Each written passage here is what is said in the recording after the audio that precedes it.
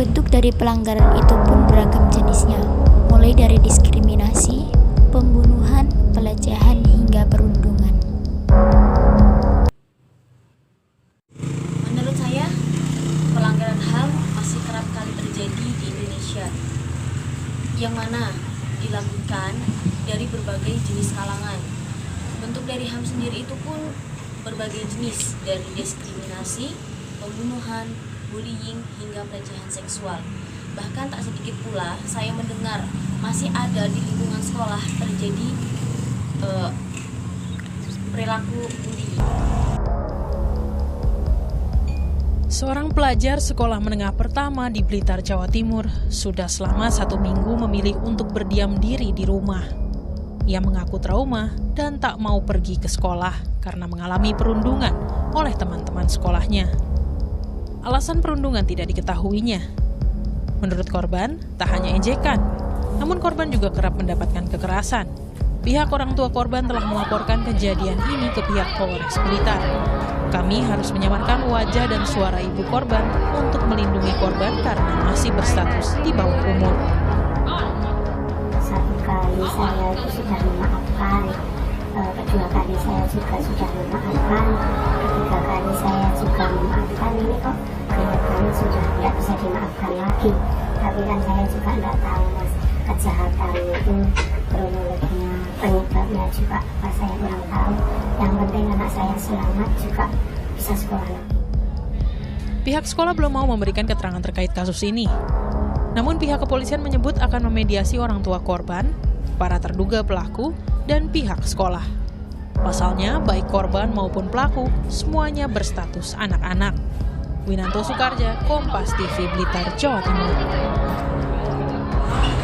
Dari berbagai sumber yang saya baca, 85% sekolah Indonesia masih kerap kali melakukan kegiatan bullying, seperti siswa menganiaya siswa lainnya, kemudian siswa masih terlibat tawuran antar sekolah, kemudian guru masih sering memberikan sanksi fisik kepada siswanya seperti menendang, memukul, ataupun yang lainnya. Bully tidak hanya secara interaksi tatap muka, tetapi sudah menggunakan media sosial dengan istilah cyberbullying, yakni segala bentuk kekerasan yang dialami anak atau remaja dan dilakukan teman usia mereka melalui internet. Cyberbullying terjadi di mana seorang anak atau remaja diejek, dihina, diintimidasi atau dipermalukan oleh anak atau remaja lain melalui media internet, teknologi digital atau telepon seluler. Seiring perkembangan zaman, teknologi pun semakin canggih. Anak-anak dan remaja sekarang sudah mahir menggunakan teknologi dan mengakses internet. Sosial media saat ini sangat digandrungi oleh remaja. Dengan aktif di sosial media, seorang anak bisa dinilai gaul oleh anak lainnya.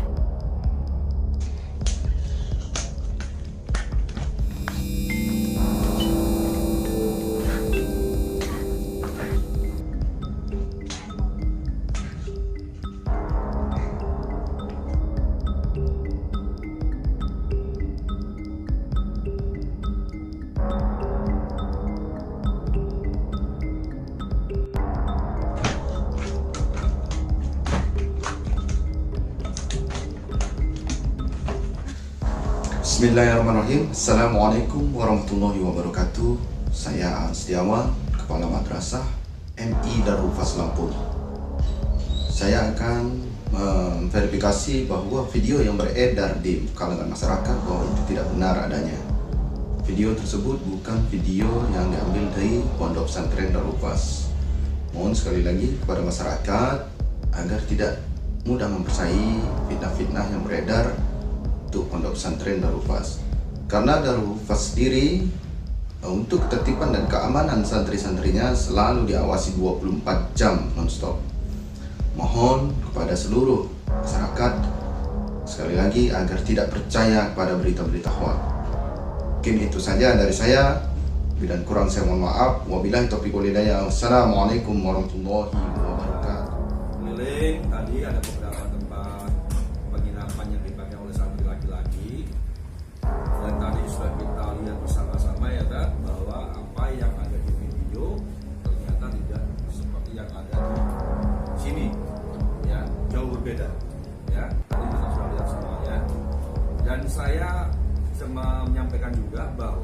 di sini ternyata bisa kita simpulkan memang ada 2 video, ya, di framing menjadi satu. Nah, yang memang pada saat itu yang video yang link berita dari Lampung TV, nah, berita nih ya, itu betul kejadian memang waktu itu di Darul Ufas, betul. Akan tetapi pada itu sudah diselesaikan, itu di tahun 2018. Akan tetapi muncul video baru lagi yang gambarnya agak gelap tadi dan digabungkan narasinya. Jadi saat ini yang beredar adalah banyak yang mengira ini kejadiannya di Darul Ufas lagi. Jadi saya selaku Kapolres Pesanggerahan pada malam hari ini saya bisa memastikan bahwa apa yang terjadi di video itu tidak betul sama sekali. Ya, saya sampaikan sekali tidak betul sama sekali dan itu tidak benar. Ini ada beberapa pihak yang saya anggap sebagai oknum, ya, yang mungkin sengaja atau mungkin tidak sengaja, tapi dampaknya seperti ini. Ya, nah ini hati-hati nih, saya akan kejar ini orang ini. Ya, siapa nih orangnya akan kita kejar. Dan pastinya ini adalah data elektronik. Kami akan kasih tahu siapa penyebarnya nanti. Jadi saya terima kasih banyak kan, ya, sudah diberikan waktu kesempatan untuk ngecek biar kita sama-sama enak nih. Ya, bersama-sama enak. Insya Allah lah kalau seperti ini, Insya Allah nggak ada lagi kedepannya macam-macam lagi. Ya, soalnya saya juga apa namanya nggak ya aneh juga gitu ya. Ini kalau kayak gitu kejadian saya rasa nggak mungkin lagi yang hal ini terjadi lagi. Ya mungkin itu aja tadi ya. Saya bisa pamit. Assalamualaikum warahmatullahi wabarakatuh. Jadi menanggapi kasus atau di era zaman modern ini tentang anak-anak muda, sebenarnya anak-anak muda yang belum memahami tentang pertemanan, itu akhirnya terjadi saling membuli atau saling ejek. Solusi yang pertama itu kita berteman ketika di dalam pondok atau berkumpul. Yang pertama kita harus memahami tentang etika atau akhlak. Yang pertama berakhlak yang baik, tentang etika berjalan, ngomong atau melihat. Nah, di situ ada sebuah penjelasan, ya, bahwasanya berteman itu jangan sampai menyakiti hati temannya. Karena apa? Karena kesalahan dari seseorang itu ketika seseorang tidak memaafkan atau belum memaafkan, maka Allah belum juga memberi maaf. Nah, maka kasus atau permasalahan bully-membuli itu sangat tidak disarankan atau tidak dipakai lah. Jadi jangan diteruskan. Nah, intinya untuk anak-anak muda sekarang, jangan selalu fokus atau jangan selalu senang